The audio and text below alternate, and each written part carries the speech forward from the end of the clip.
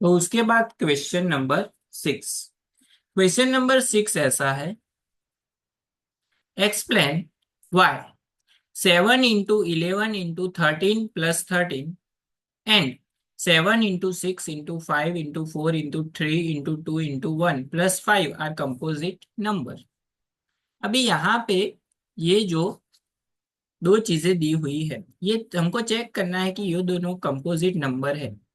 अब ये composite number की डिफाइन क्या थी कि जिस भी नंबर के दो से ज्यादा फैक्टर्स डिविजिबल होते हैं, यानी कि दो से ज्यादा फैक्टर होते हैं या फिर दो से ज्यादा डिविजिबल नंबर होते हैं, उसको हम कंपोजिट नंबर बोलते हैं।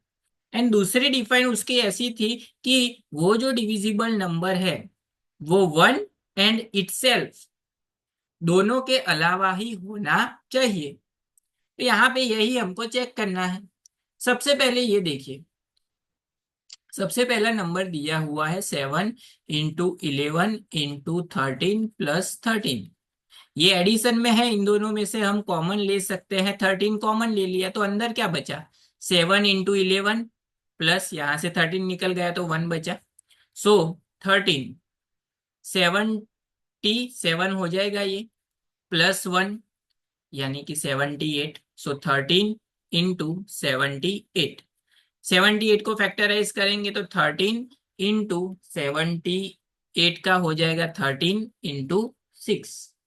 तो यहाँ पे देखिए, दो डिविजिबल नंबर या फिर दो फैक्टर क्या मिले, 6 and 13।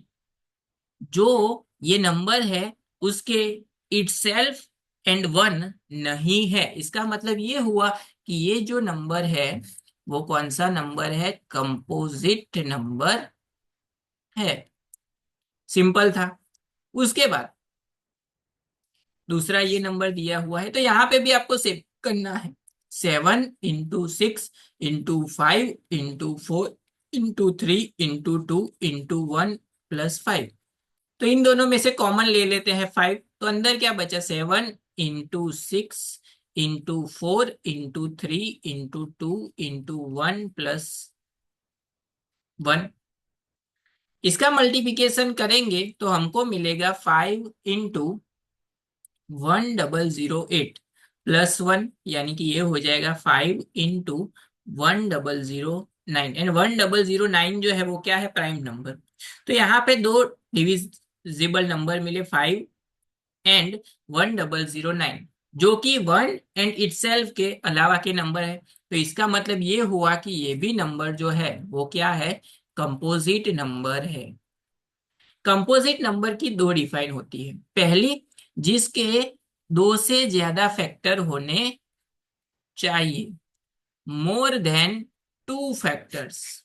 एंड दूसरी डिफाइन ऐसी है कि उसके डिविजिबल जो नंबर है वो वन एंड इटसेल्फ, उसके अलावा भी नंबर होने चाहिए।